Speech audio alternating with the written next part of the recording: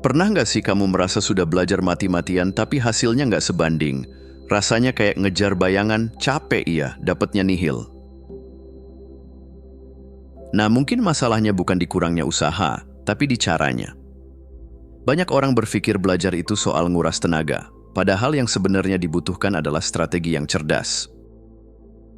Dalam dunia yang penuh distraksi ini, belajar bukan sekadar duduk lama dengan buku terbuka, tapi soal bagaimana otak bisa menangkap informasi tanpa bikin kepala meledak. Yuk, kita bongkar 7 cara belajar yang bukan cuma efektif, tapi juga bikin hidup lebih santai. 1. Belajar bukan soal kerja keras, tapi kerja cerdas. Banyak orang berpikir kalau belajar itu soal mengorbankan waktu tidur, menumpuk catatan setinggi gunung, dan menjejalkan sebanyak mungkin informasi ke kepala. Padahal, belajar dengan cara itu seperti mencoba mengisi ember bocor. Sekeras apapun usahamu, hasilnya tetap tidak maksimal. Yang kamu butuhkan bukan kerja keras tanpa arah, tapi kerja cerdas tanpa ampun. Artinya, belajar dengan strategi yang bikin otak menyerap informasi lebih cepat tanpa bikin kamu stres. Bukan tentang berapa lama kamu belajar, tapi seberapa efektif waktu yang kamu gunakan. Mulailah dengan fokus pada hasil nyata. Jangan bangga karena belajar 10 jam kalau yang masuk ke otak cuma setetes. Lebih baik belajar 2 jam dengan teknik yang tepat dan benar-benar paham. Efisiensi adalah kuncinya, jadi berhenti sekadar menghitung jam belajar dan mulai hitung seberapa besar pemahamanmu. 2. Seni mengamati tanpa usaha. Siapa bilang belajar itu cuma bisa lewat buku tebal dan catatan penuh coretan? Padahal, dunia di sekelilingmu itu adalah kelas terbesar yang pernah ada. Dan yang terbaik, kamu bisa belajar tanpa merasa sedang belajar. Bayangkan kamu lagi nongkrong di kafe. Daripada sibuk scroll media sosial, coba perhatikan orang-orang di sekitar. Cara mereka bicara, ekspresi wajah, atau bahkan pola interaksi bisa mengajarkan banyak hal. Mereka bisa mengajarkan tentang psikologi, komunikasi, dan bahkan budaya. Ini yang disebut passive observation, yaitu belajar dengan mengamati tanpa harus bersusah payah. Kuncinya ada di menghubungkan pelajaran dengan kehidupan sehari-hari. Kalau kamu belajar tentang fisika, lihat bagaimana kopi panas mendingin. Kalau kamu belajar tentang ekonomi, perhatikan cara warung sebelah menarik pelanggan. Semakin sering kamu mengaitkan teori dengan kenyataan, semakin mudah otakmu menyerap informasi. Dan ingat, belajar bukan sekadar mendengar atau mencatat. Menulis ulang dengan pemahaman sendiri jauh lebih efektif daripada sekadar menyalin.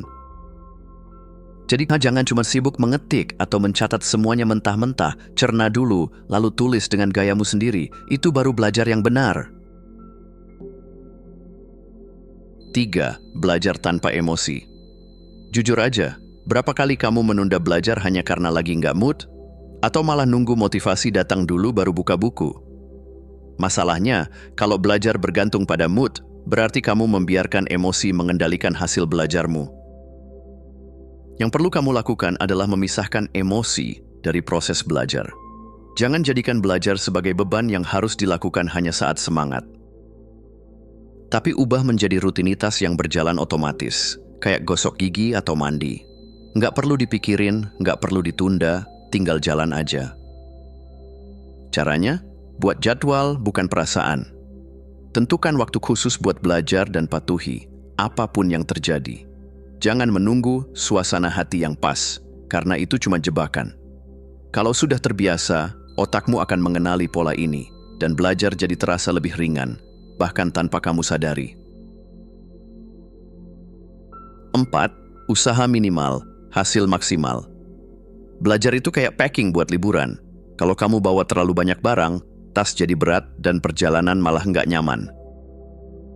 Sama halnya dengan belajar, kalau kamu coba menyerap semua informasi, otak bakal cepat penuh dan hasilnya nggak maksimal. Triknya, gunakan prinsip usaha minimal, hasil maksimal. Jangan buang waktu menghafal setiap halaman buku, kalau yang benar-benar penting cuma 20%-nya. Ada yang namanya aturan 80/20, yaitu 80% hasil yang kamu dapat biasanya berasal dari 20% materi yang benar-benar esensial. Jadi, Tugasmu adalah mencari bagian mana yang benar-benar penting dan fokus di situ. Gimana caranya? Pertama, cari inti dari setiap topik. Biasanya ada pola, konsep utama, rumus penting, atau fakta kunci yang sering muncul. Kedua, gunakan teknik belajar yang bikin pemahamanmu lebih dalam tanpa harus berjam-jam membaca ulang. Mind map, ringkasan visual, atau diskusi singkat seringkali lebih efektif daripada sekadar membaca berulang-ulang. Dan yang paling penting, kualitas lebih penting daripada kuantitas. Belajar 3 jam dengan fokus tinggi jauh lebih berguna daripada 10 jam, tapi sambil buka media sosial setiap 5 menit. Jadi, belajarlah dengan cerdas, bukan dengan asal lama. 5. Bertanya sebelum menerima. Pernah nggak sih, kamu duduk di kelas, mencatat semua yang dikatakan guru, tapi pas ditanya balik malah blank? Itu karena otakmu cuman menyerap, bukan memproses. Salah satu trik belajar paling ampuh adalah jangan langsung menerima informasi mentah-mentah. Pertanyakan dulu. Metode ini disebut Socratic Method, alias belajar dengan bertanya. Jangan cuma sekadar hafal, tapi coba tanyakan ke diri sendiri. Kenapa ini penting? Bagaimana ini bekerja? Atau, apa yang akan terjadi kalau konsep ini dibalik? Semakin banyak kamu bertanya, semakin dalam pemahamanmu.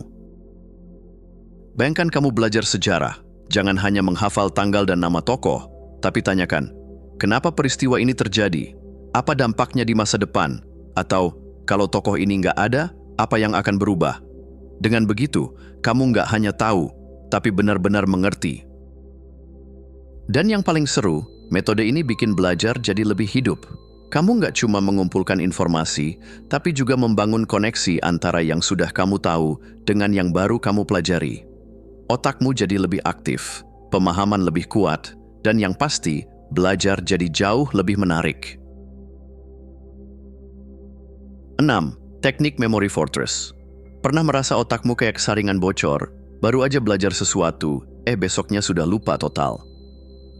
Tenang, itu bukan karena otakmu jelek, tapi karena kamu belum menyimpan informasi dengan cara yang benar. Bayangkan kalau otakmu itu benteng dan setiap informasi yang masuk harus ditempatkan di ruang yang tepat supaya nggak gampang hilang. Nah, ini yang disebut memory fortress, menyusun memori dengan sistem yang kuat agar informasi lebih mudah diingat. Caranya, pertama, hubungkan informasi baru dengan sesuatu yang sudah kamu tahu. Misalnya, kalau kamu belajar bahasa asing, coba kaitkan kata baru dengan sesuatu yang familiar.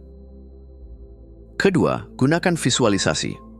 Otak jauh lebih mudah mengingat gambar daripada teks, jadi ubah konsep abstrak jadi cerita atau ilustrasi unik di kepalamu. Yang terakhir, buat jaringan pengetahuan. Jangan belajar sesuatu sebagai potongan-potongan terpisah.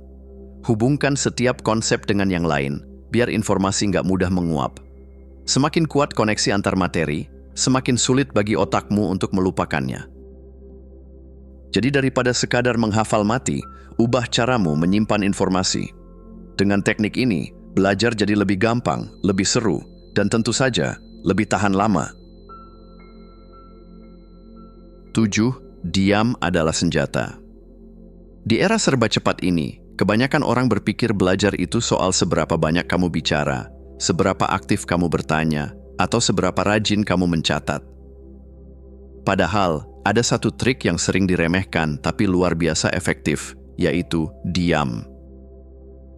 Jangan salah, diam di sini bukan berarti pasif atau nggak peduli. Justru sebaliknya, diam itu strategi. Dengan lebih banyak mendengar dan mengamati, kamu bisa menangkap detail yang sering dilewatkan orang lain. Saat orang sibuk berbicara, kamu fokus menyerap informasi. Saat mereka buru-buru bereaksi, kamu punya waktu untuk berpikir sebelum bertindak. Selain itu, diam memberi ruang bagi otak untuk benar-benar mencerna apa yang sudah kamu pelajari. Daripada langsung membalas argumen atau terburu-buru menjawab soal, coba tahan sebentar. Gunakan jeda itu untuk menghubungkan informasi, mempertimbangkan pilihan, dan menyusun jawaban yang lebih matang. Dan yang paling penting, diam bikin kamu lebih tajam dalam memahami situasi. Kamu bisa membaca ekspresi, menangkap pola, dan bahkan mengantisipasi apa yang akan terjadi selanjutnya. Jadi jangan remehkan kekuatan diam. Kadang, strategi terbaik dalam belajar dan hidup bukanlah siapa yang paling banyak bicara, tapi siapa yang paling banyak memahami. Terima kasih sudah menonton. Jangan lupa untuk klik tombol like, subscribe, dan tinggalkan jejak di kolom komentar. Kami sangat menghargai setiap dukungan dari kalian. Semoga hari-hari kalian menyenangkan dan sampai jumpa di video selanjutnya.